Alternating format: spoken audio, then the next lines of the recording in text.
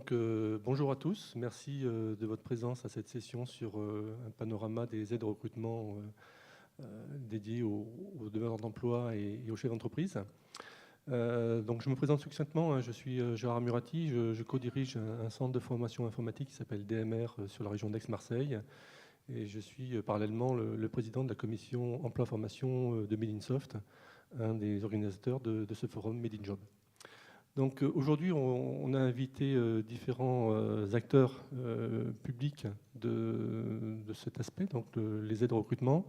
Donc je vais demander à chacune de se présenter rapidement, puis ensuite on passera en revue ces différentes aides, qui ne sont pas exhaustives, hein, parce que le panel d'offres d'aide est extrêmement important, mais on a essayé d'identifier les plus intéressantes, les plus efficientes. Et une fois qu'on aura fait ça, on pourra échanger et ensuite vous pourrez vous poser vos questions à l'issue de cette session. Merci. Donc, bonjour à tous, je suis Katia Gromer. Je représente donc aujourd'hui la Directe, qui est donc le service déconcentré de l'État du ministère du Travail en région et en département. Et je suis, moi, chargée de développement de l'emploi et du territoire sur le pays d'Aix-en-Provence.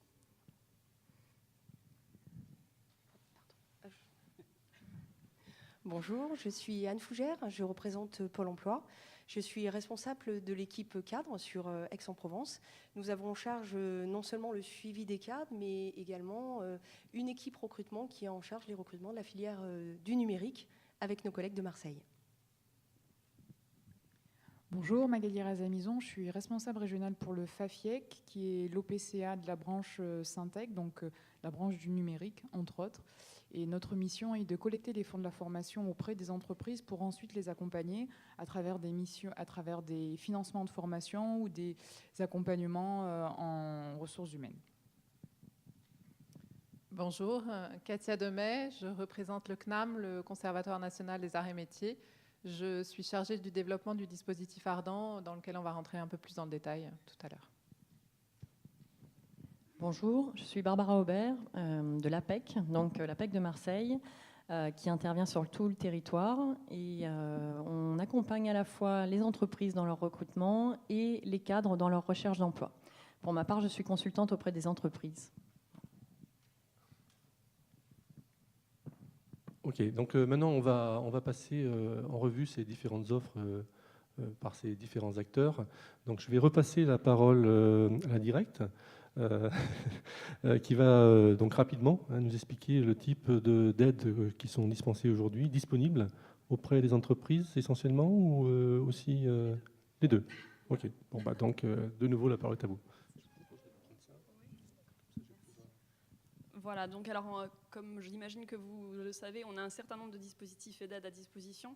Donc aujourd'hui, j'ai choisi d'axer particulièrement sur deux dispositifs qui sont l'un très en vogue et l'autre en fin de parcours. Donc pour le premier, il s'agit de l'aide à l'embauche PME.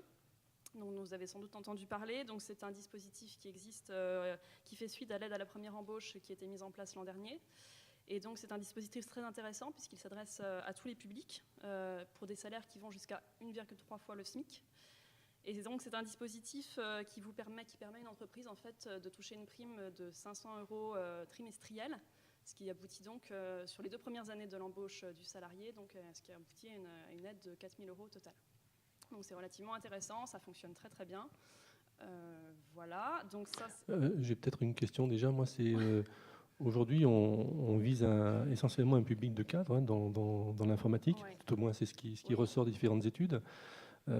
Est-ce que ce type d'aide est en corrélation avec le niveau de salaire et les attentes des entreprises ou c'est pas une bonne question? On a conscience que 1,3 fois le SMIC, ça peut paraître pas énorme, mais pour un début, voilà, pour un jeune qui sort de l'école, bon, bah, c'est toujours mieux, on va dire, d'être embauché à ce niveau-là, je pense, que d'être... Après, je me doute que c'est pas les niveaux de salaire espérés pour un... D'accord. Et est-ce qu'on a une idée de l'impact dans les entreprises du numérique de ce type d'aide? Vous avez des... Là, je n'ai pas, non, sur le secteur du numérique, j'ai pas de chiffres aujourd'hui, je suis désolée.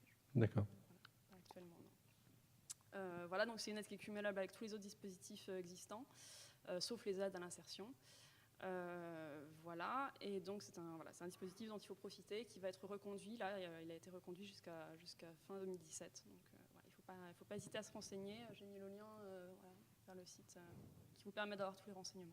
Donc ça veut dire qu'un demandeur d'emploi peut aller voir un chef d'entreprise en disant voilà, est-ce que vous connaissez cette aide? Est-ce que vous savez l'activer? Oui, tout à fait. Bah, écoutez, ça peut être une bonne mise en une bonne mise en pratique, effectivement. Voilà, arriver et puis dire qu'il a déjà connaissance de cette aide.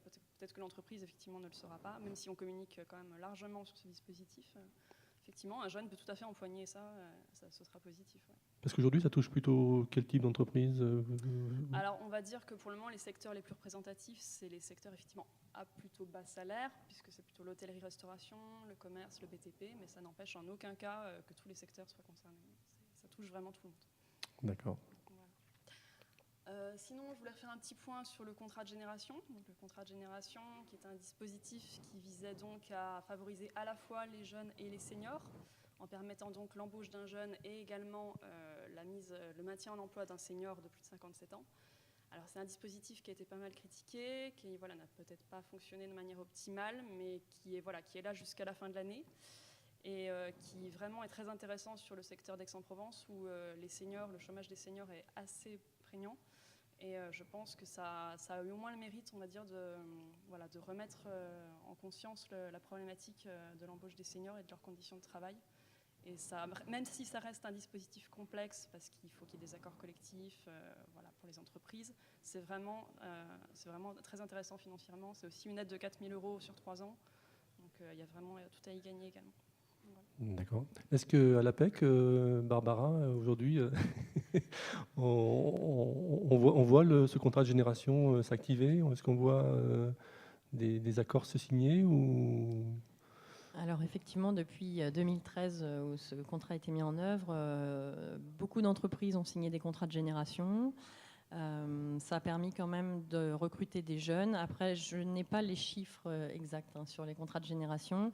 J'ai l'impression que ça s'étiole un petit peu. On est à 60 000 environ sur toute la France. Voilà. Après, c'est assez contraignant pour l'entreprise parce qu'effectivement, il y a des critères d'âge, etc. Il faut un binôme, il faut mettre en place un binôme avec un jeune de moins de 26 ans et un senior. On est aussi là pour aider. Voilà.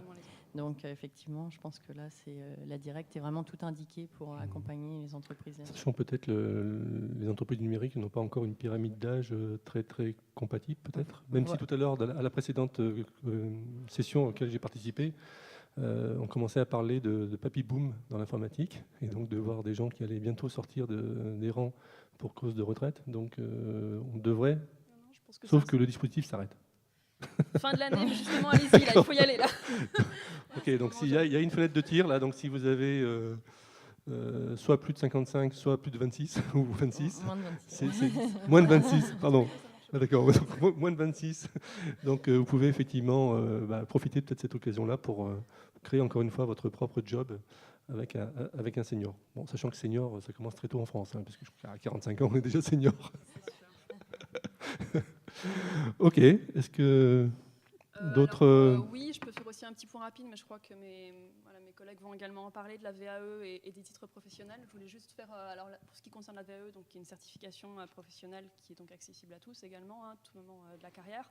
Ça, c'est très intéressant, mais je pense que ça va être redéveloppé par une autre personne. Je voulais faire un point en particulier sur les titres professionnels du ministère du Travail, qui peuvent donc être acquis via donc la VAE, mais également via l'apprentissage depuis juillet 2016. Donc là, c'est très intéressant. On en a environ 260 qui sont répertoriés au répertoire national, dont 160 en PACA. Il y a un annuaire sur le site. Pareil, je ne sais pas si j'ai pas mis le lien, mais sur Google, c'est très bien référencé. Titre professionnel, ministère du Travail. Il y a un annuaire régional et vous pouvez avoir un titre professionnel dans tous les secteurs d'activité. Et après, ça vous permet une reconversion professionnelle, d'acquérir plus de compétences. C'est vraiment très intéressant pour tout type de salariés ou de personnes chercheuses d'emploi. Je crois que c'est encore un dispositif qui n'est pas très activé. Pas connu, encore un. Ouais. Non, ça fonctionne. Non, je dis pas très activé. Je veux dire qu'il est... effectivement, d'expérience, moi j'ai eu des salariés qui ont passé des VAE et effectivement, on a découvert ce dispositif. Mais c'est vrai que c'était un petit peu le parcours du combattant pour trouver des informations, pour déclencher. Tout à fait, c'est pas connu. Par contre, je crois que sur la session précédente, vous avez évoqué le cas de Simplon, je crois, donc effectivement, qui développe un titre professionnel développeur web, je crois, qui marche très bien. Donc D'accord. Ça peut intéresser là des jeunes ici, je pense. Un développeur web, c'est... Voilà, donc vous avez une expérience terrain que vous avez appris sur le tas, eh ben, transformez-la en diplôme. Je crois que ça valorise tout de suite votre parcours. Il y a des formations, il y a des jurys, il y a des aides. Voilà. Encore une fois, c'est une façon de créer votre nouveau job avec votre histoire. C'est tout à fait ça. Et puis, je vais... Il y a des financements.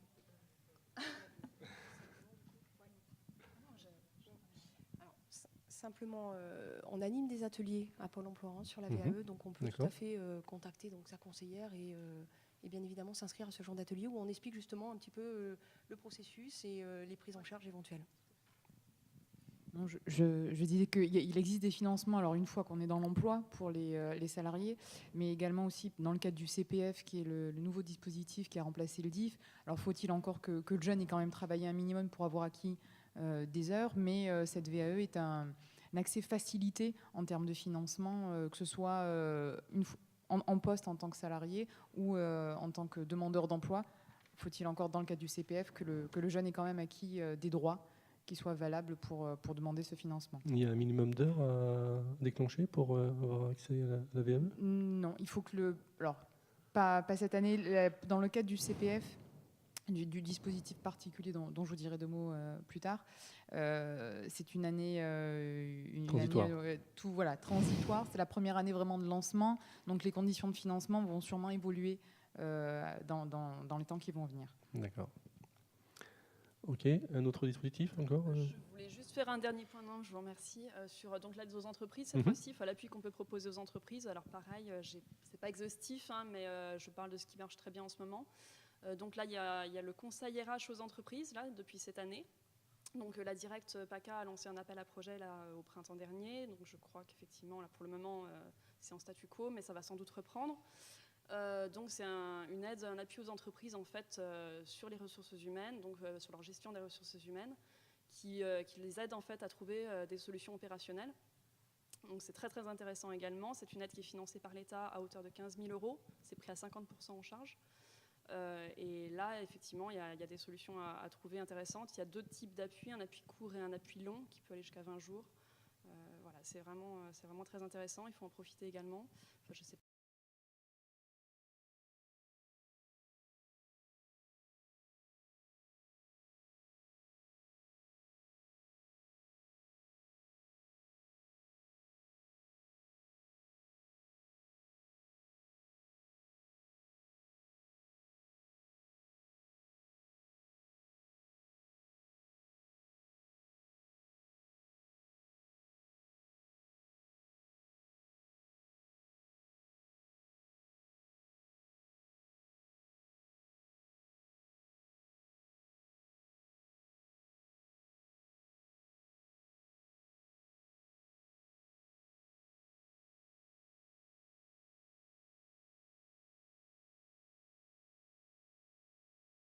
Que dirigeant de petites entreprises, la RH, c'est le plus compliqué dans notre job.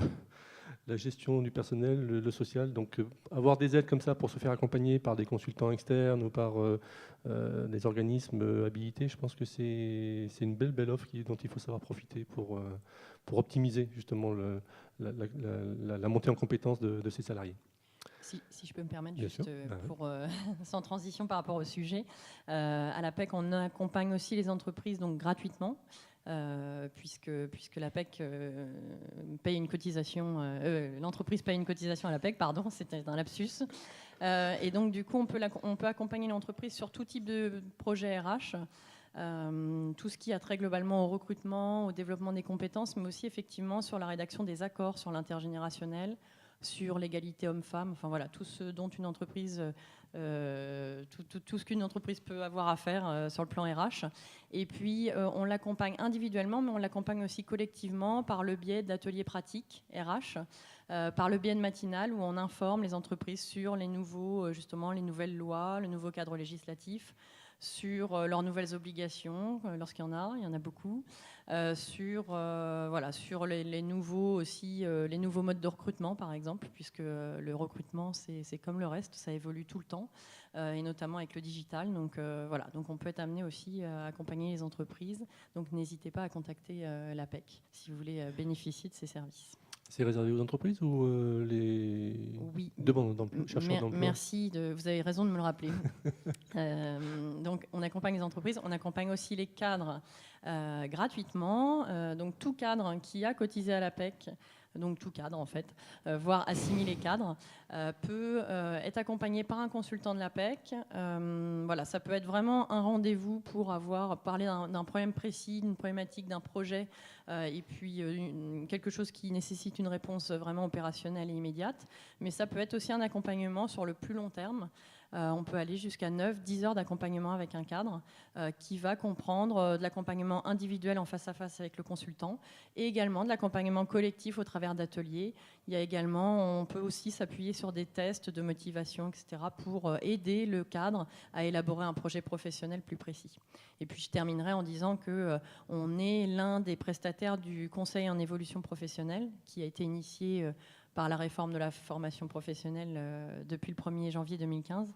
Donc voilà, aussi tout cadre qui souhaite bénéficier de ce conseil en évolution professionnelle peut venir à l'APEC pour parler de son projet, pour évoluer, maturer son projet, et puis aller jusqu'à l'ingénierie de formation, l'ingénierie de financement, et puis après, effectivement, on passe le relais à l'OPCA pour la mise en œuvre du projet. Ok, merci beaucoup. Ok, on va passer à Pôle emploi et l'accompagnement qu'ils font auprès des... Voilà, alors effectivement, là, en complément de ce qui a déjà été présenté par la directe, moi je voulais juste intervenir sur l'adaptation au poste de travail. Des situations, comme vous le disiez, qui peuvent être mises en avant par les demandeurs d'emploi ou sollicitées par les entreprises auprès du conseiller Pôle emploi. Le contexte, on est dans une situation où l'entreprise identifie un profil qui l'intéresse, mais pour lequel effectivement il va y avoir une inadéquation, un écart par rapport aux compétences du demandeur d'emploi. Et là, on peut mettre en place deux mesures, ou ce qu'on appelle nous-mêmes une AFPR, une action de formation préalable au recrutement, ou une préparation opérationnelle à l'emploi. Alors pour laquelle on travaille en étroite collaboration donc avec le FAFIEC. Oui, je rappelle que le FAFIEC est l'OPCA de la branche du numérique. Donc il y a différents OPCA sur le marché qui s'adressent à différentes branches. Donc le FAFIEC est spécifiquement pour la branche du numérique. Entre autres, mais oui. Entre autres, enfin, dans ce qui nous intéresse ici. Alors moi j'invite effectivement les demandeurs d'emploi à en parler aux entreprises quand on sent qu'effectivement on est proche de pouvoir occuper un poste mais pour lequel il va manquer alors une connaissance, une technique, un langage, en l'occurrence si on parle de la filière. Un delta de connaissances avec exactement, le poste. Un delta. Comment ça se passe en fait? Il y a l'élaboration d'un plan de formation qui est établi donc, par l'entreprise avec le conseiller Pôle emploi où on définit justement quels manques et quelles connaissances sont nécessaires à acquérir pour occuper le poste. Donc il faut que le poste soit diffusé auprès de Pôle emploi en préalable, j'imagine. Au préalable, effectivement, il y a une diffusion de poste. Maintenant, on peut tout à fait nous contacter aussi en direct pour étudier effectivement une possibilité de mise en place d'une adaptation. On élabore un plan de formation, l'entreprise nous soumet le plan de formation. Ce plan de formation, bien évidemment, on échange avec le demandeur d'emploi. Fort de tout ça, on signe une convention pendant laquelle le demandeur d'emploi va être stagiaire de l'entreprise. Il ne sera pas salarié de l'entreprise. Il va être ou rémunéré par Pôle emploi, et s'il ne l'est pas, on va lui ouvrir une rémunération. Donc là, c'est le point fort pour l'entreprise, elle n'est pas dans ses effectifs, elle n'est pas dans ses salaires. Voilà, c'est exactement. Alors c'est un plan de formation qui est purement individuel, qui est jamais vraiment identique et qui peut aller jusqu'à 400 heures. Voilà, donc pendant ce laps de temps, effectivement, le demandeur d'emploi n'est pas salarié de l'entreprise. Il est en formation. Alors, il peut être en formation ou en organisme de formation interne, si l'entreprise en a un, ou en organisme de formation externe. Il y a également la possibilité de mettre en place un tutorat, couplé ou pas avec la formation en organisme. Et à l'issue, bien évidemment, si le demandeur d'emploi a acquis les compétences nécessaires pour occuper le poste, bien évidemment, il y a un engagement quand même de l'entreprise de le recruter à l'issue. Vous dites que si l'entreprise a une formation en interne, ça veut dire quoi? C'est-à-dire déclarée comme telle, organisme de formation. Ah, il faut qu'elle soit elle-même déclarée. Voilà. Le tutorat ne peut alors, pas... le tutorat, si est possible. C'est-à-dire que où on est dans une situation où l'entreprise a elle-même un organisme de formation, et dans ce cas, elle peut faire et l'organisme de formation interne ou externe si elle n'en a pas. D'accord. Et on peut également mettre en place un tutorat si on est plus notamment sur des connaissances propres à l'entreprise, sur Sur un de poste de travail service. spécifique. Exactement. D'accord. Voilà, hein, donc Ok. tout peut se mêler. Après, je ne rentre pas dans le détail et la spécificité, Non. mais effectivement, tout est envisageable.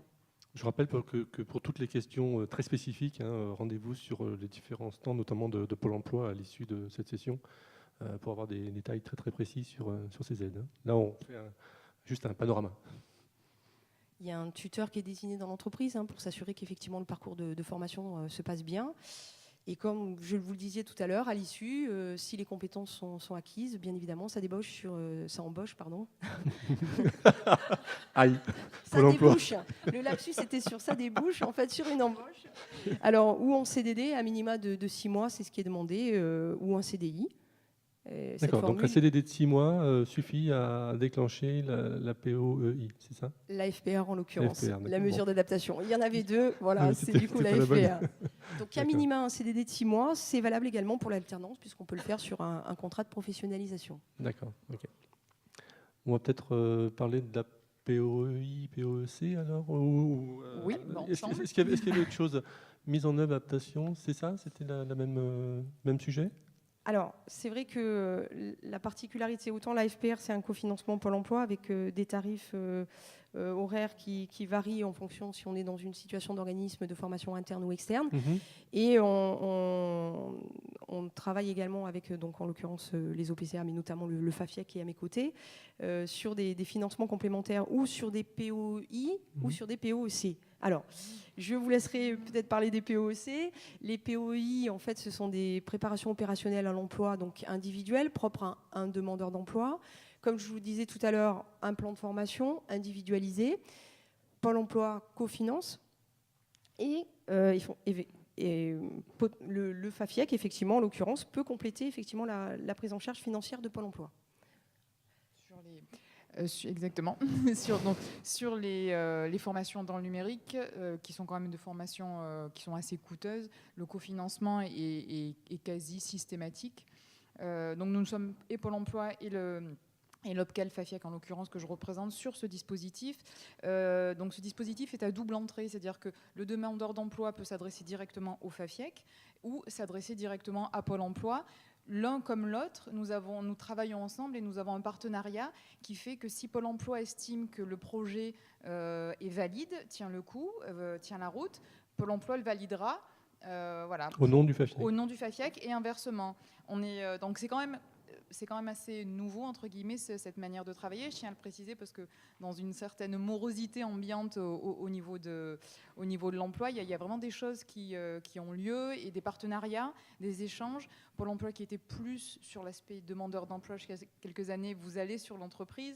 Et inversement, nous qui étions axés, focalisés sur l'entreprise, on va aussi vers l'individu et les demandeurs d'emploi. Donc on essaie vraiment de travailler et de mettre en commun en bonne intelligence nos ressources, nos connaissances des terrains et des entreprises pour essayer notamment de créer d'autres formations qui sont là. La transition, la POEC. Et juste une question d'abord. Oui. Aujourd'hui, on a une idée du nombre d'entreprises qui déclenchent ce type de dispositif. C'est très utilisé, un peu, beaucoup. Oui, sur la filière du numérique, on est plus sur des embauches en CDI qu'en CDD. On utilise beaucoup plus la POI que individuelle. la FPR. Voilà, tout à fait. C'est-à-dire, je suis un développeur Java, il va me manquer développement Android ou développement .NET, donc je vais solliciter Pôle emploi et le FAFIEC et le FAFIEC voilà. pour suivre soit en interne, soit en externe ce type de formation. Exactement, donc j'en parle en entreprise si je suis demandeur d'emploi et l'entreprise, si elle identifie un profil, effectivement, elle nous contacte. Sachant qu'effectivement, comme le disait Madame Razamizon, c'est qu'en fait, nous avons un accord de réciprocité qui fait que l'un comme l'autre, nous pouvons signer pour l'autre les conventions, ce qui évite effectivement, qui est beaucoup plus simple à la fois pour l'entreprise de s'adresser à l'un comme à l'autre. Voilà, qui permet une certaine réactivité. D'accord. Qui avait été et donc là, je me mets en tant que chef d'entreprise, supposons que ça ne matche pas. Donc la personne a été formée et puis au bout de la période d'essai, qu'est-ce qui se passe de l'aide que j'ai reçue ou de, Alors, tout au moins je vais juste enlever le terme période d'essai, si vous me permettez, parce qu'en fait, c'est une période de formation. Non, mais je parle au bout de... Ah, de la période d'essai après. Je déclenche un CDD. Hein, donc là, je fais le porte-parole des chefs d'entreprise de la salle. Hein, donc, je déclenche un CDD ou un CDI, et puis au bout des, je sais pas, 3 mois ou 4 mois, si c'est un cadre, ça le fait pas. Qu'est-ce qui se passe au niveau des aides qui a pu être dispensées aux uns et aux autres? Ce n'est pas autres? remis en cause. C'est pas bien en cause, Ah non, d'accord. ce n'est J'ai pas pas à remis en payer pour les 4 mois de Non. formation. Non, D'accord. Autant, si vous voulez, vous m'auriez dit à la fin du parcours de formation, on fait un point, la personne effectivement n'a pas atteint le niveau, ce qui potentiellement arrive, rarement, Ça va être rare, oui. mais qui peut arriver. Là non plus, le dispositif n'est pas forcément remis en cause. Hein, on ne demande pas un remboursement. L'objectif étant vraiment l'insertion. Donc je pense que si effectivement il faut développer d'autres compétences, et ben effectivement on développe d'autres compétences, mais en aucun cas le dispositif financier n'est remis en cause. D'accord. À l'APEC, excusez-moi. Juste ce qui se passe aussi, c'est qu'on essaie de cadrer en amont justement pour ne pas de arriver dans cette sélectionner situation. au mieux. Après, un recrutement qui ne matche pas, ça arrive, dans tous les cas, spécifiques ou pas. Mais voilà, l'objectif et le rôle de Pôle emploi et du FAFIEC, c'est de faire une analyse avec l'entreprise et le demandeur d'emploi en amont de la formation pour être sûr qu'on mettra toutes les chances du côté de ce partenariat. D'accord. Juste avoir une question à l'APEC avant de repasser au FAFEC. Ce genre de dispositif est très utilisé au niveau des cadres, dans le numérique, dans nos métiers, ou c'est... Alors, effectivement, c'est le sentiment que j'ai. Après, Anne me confirmera ou pas. Je pense que c'est quand même plus des non-cadres qui font ce type de formation pour être intégrés dans l'entreprise. En revanche, moi, je rencontre souvent des entreprises du secteur du numérique, de l'informatique, qui sont un peu en mal de candidats, hein, puisque le sourcing sur ce type de profil, c'est compliqué. Et du coup, je les mets en relation avec Pôle emploi en leur disant, voilà, si quelque part il n'y a pas assez de candidats sur les compétences que vous recherchez, peut-être que vous pouvez les fabriquer, ou en tout cas fabriquer les compétences, pas les candidats, mais voilà, peut-être que vous pouvez faire en sorte de former ces personnes. Donc, les rendre compatibles avec la demande du marché. Voilà, mais je pense, après j'ai pas de données sur le sujet, mais je pense que c'est plus des non-cadres quand même. D'accord. Alors, c'est vrai que moi j'ai en charge l'équipe cadre, donc j'ai tendance à dire que je suis avec 100% des gens sont éligibles. Pour rebondir avec ce que dit Barbara, c'est vrai qu'on travaille aussi en partenariat parce que elle nous le dit. Je pense qu'il y a des dispositifs qui ont besoin d'être, il faut les promouvoir parce qu'on les connaît pas toujours. Et c'est vrai qu'on essaie de travailler justement ensemble sur les entreprises et le public pour justement les promouvoir. Et c'est bien justement aujourd'hui qu'on puisse en parler. Tout à fait. En revanche, quand même, donc je pense aux cadres expérimentés, mais je pense aussi aux jeunes diplômés. On a quand même quelques exemples de jeunes diplômés qui sont accompagnés par l'APEC, qui ont du mal à s'insérer dans l'emploi parce qu'ils ont malheureusement choisi une filière qui n'a pas beaucoup de débouchés. Et on a quelques jeunes diplômés qui avaient des bac+5 dans des filières X ou Y, qui ont intégré des formations de Pôle emploi pour se former dans l'informatique, puisque c'est là où est la demande. Donc voilà, ça arrive. Le FAFIEC et les dispositifs du FAFIEC. Donc, on a vu la POI sur laquelle on travaille avec Pôle emploi. Il y a la POEC, donc c'est le même principe, c'est de pouvoir aller sur des compétences qui sont manquantes dans les entreprises, identifier les demandeurs d'emploi à former et les compétences dont les entreprises nous disent avoir besoin mais qu'elles ont du mal à trouver sur le marché de l'emploi. C'est un recensement des demandes des entreprises qui font déclencher une opération plus globale par rapport à la POI qui est individuelle. Exactement.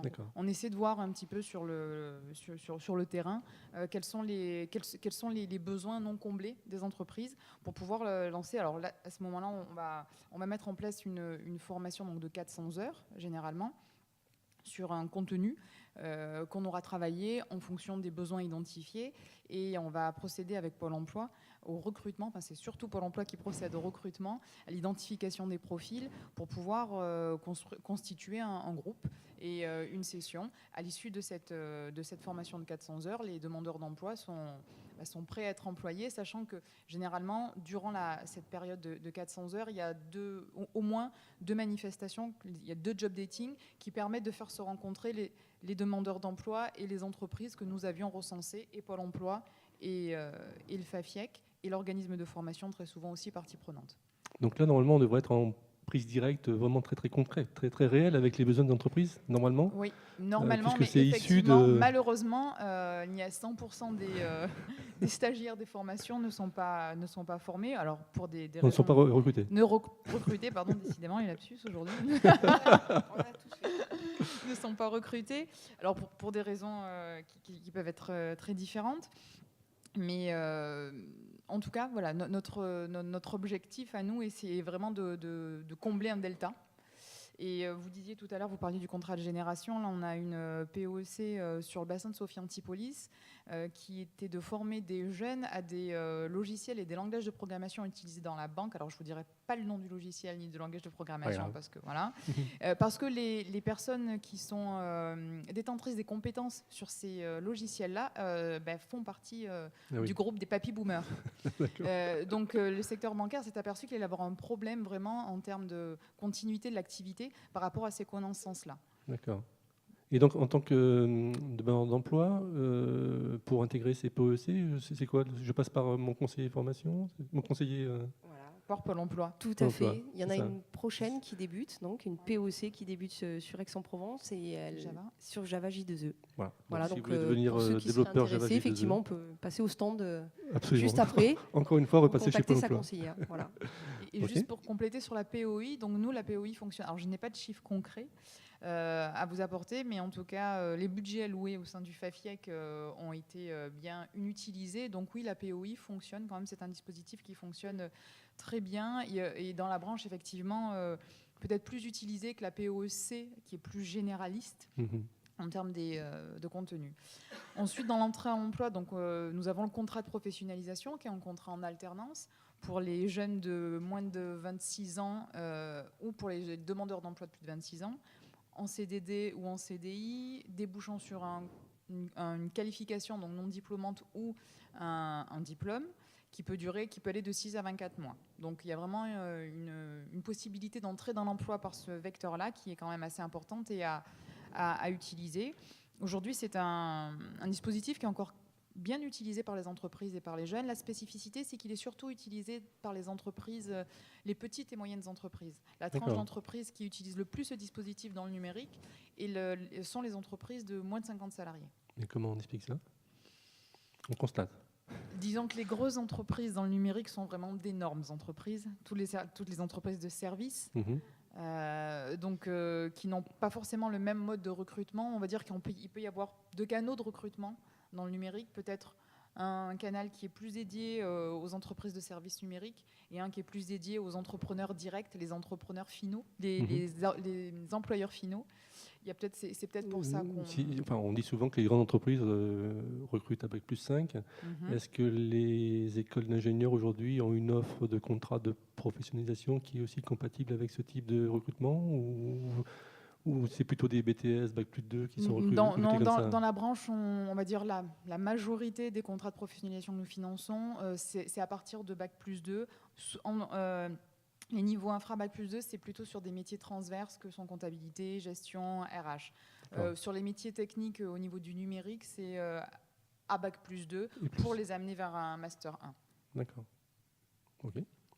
Donc voilà, le contrat de professionnalisation, vraiment à ne pas négliger, que ce soit pour les entreprises alors, qui en feraient le choix, ou pour les jeunes. Et puis le CPF, le nouveau dispositif qui a remplacé le DIF, juste la slide suivante, qui est un dispositif, le compte personnel de formation, qui permet à tout individu, qu'il soit salarié ou demandeur d'emploi quand il a été salarié précédemment, qui lui a permis d'acquérir des heures, de pouvoir se former tout au long de la vie, à l'intérieur de l'entreprise ou à l'extérieur de l'entreprise. C'est vraiment une carte à jouer quand vous êtes demandeur d'emploi, de pouvoir voir quelle est l'offre, parce que ce sont des formations qui doivent être certifiantes, donc entre guillemets labellisantes, qui vous permet ça vous donne un titre vendable dans l'entreprise, une certaine sécurité.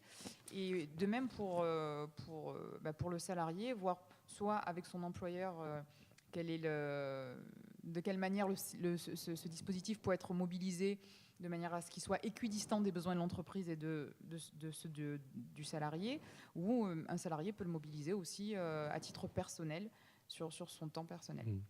Effectivement, DMR est un acteur qui intervient aussi dans le domaine du CPF, et on a vu une véritable révolution. C'est que jusqu'à présent, un salarié ou un demandeur d'emploi, entre guillemets, n'avait pas de budget propre qui le concernait pour se former.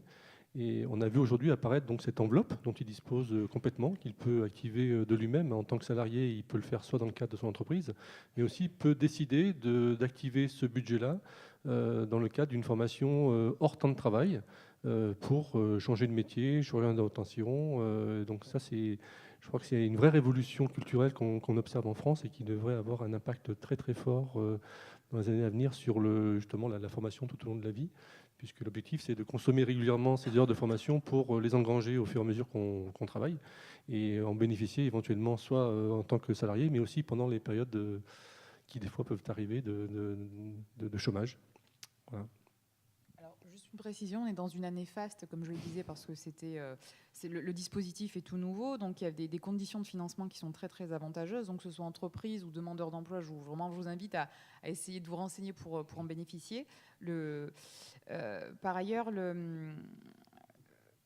c'était surtout cet aspect-là, allez-y. Et oui, l'intérêt aussi, c'est que nous nous sommes aperçus que le DIF, donc c'était l'ancienne version du CPF, a été très très peu utilisé. Il y avait les salariés estimaient que c'était leur outil, leur dispositif, mais il n'y avait pas de budget. Et voilà, donc ça n'a pas été un réel succès. Ce qu'il faut savoir, c'est que le CPF est plafonné à 150 €. Donc, quand il n'est pas utilisé, 150 heures, pardon. Quand il n'est pas utilisé, il est plafonné. Quand vous utilisez ce droit-là, ensuite, il se recharge chaque année. Tout à fait. Donc, de l'utiliser, ça le permet aussi de le recharger. C'est important de savoir, et c'est pas stratégiquement forcément la bonne posture de se dire qu'on l'épargne. Voilà. Tout à fait. Ok, on va passer au CNAM. Donc c'est vrai qu'on connaît le CNAM pour ses formations hors temps de travail en général, le samedi, le dimanche, le soir, la nuit. Alors ça a un peu changé maintenant. C'est vrai que le CNAM aujourd'hui propose des formations pour les salariés, mais aussi pour les demandeurs d'emploi. On s'est forcément adapté du coup aux besoins. Ok, donc là on va voir un dispositif que je trouve vraiment extraordinaire, moi, pour l'avoir utilisé déjà une fois. Donc vous allez nous l'expliquer. Tout à fait. Donc c'est porté par la partie CNAM Entrepreneur, donc du CNAM. Donc c'est le dispositif Ardent. Donc Ardent, c'est Action régionale pour le développement d'activités nouvelles. Donc le principe est assez simple. C'est une entreprise qui a un projet de développement. Donc, qui veut dire projet de développement, ça peut être le lancement d'un nouveau produit, ça peut être la structuration de l'entreprise, ça peut être l'internalisation d'une compétence jusqu'à présent avec un prestataire. Voilà, donc ça ouvre vraiment le champ des possibles. Et donc, à partir du moment où cette entreprise a un projet de développement, donc il a besoin d'intégrer une nouvelle compétence. Donc, cette nouvelle compétence, donc c'est un demandeur d'emploi. C'est le seul prérequis c'est que ce soit un demandeur d'emploi qui va intégrer l'entreprise et qui va, pendant 6 mois, être stagiaire de la formation professionnelle. Nous, on préfère l'appeler pilote de projet parce que finalement, stagiaire de la formation professionnelle, c'est uniquement son statut administratif. Mais il va piloter vraiment le projet de développement au sein de l'entreprise. Donc, concrètement, on a une entreprise qui forcément a moins de 50 salariés. Ça s'adresse vraiment aux TPE, PME. L'autre prérequis, c'est qu'elles soient indépendantes de grands groupes. Voilà, donc c'est un dispositif qui a 15 ans d'existence. Alors, on nous dit souvent, mais c'est pas connu, mais ça fait 15 ans qu'il existe. On est là pour ça. On accompagne en fait 300 entreprises par an. Donc c'est un dispositif qui est aussi financé par le Conseil régional. Donc il y a 300 entreprises qui sont accompagnées par an sur la région PACA. Voilà, donc, Parce que vous avez 300 demandes ou parce que vous limitez le numerus clausus à 300? alors, on limite à 300 et en fait, on a donc un comité d'engagement qui valide ou pas la faisabilité du projet. D'accord. Donc, du coup, effectivement, voilà, ça a été validé là pour la triennale, 300 projets par an. Voilà, donc effectivement. Et les critères de sélection? Alors, les critères de sélection, je vous disais, l'entreprise doit avoir moins de 50 salariés, Ok. doit être... Ça, c'est administratif, mais c'est quoi ces critères de qualité du projet, de Alors, en qualité fait, de la personne, au comité d'engagement, ce qu'on va regarder, c'est déjà le projet de développement. S'il y a le projet de développement, s'il y a un réel projet de développement, il ne faut pas que ce soit une compétence qui existe déjà dans l'entreprise. Il faut vraiment que ce soit une nouvelle compétence qui va intégrer l'entreprise.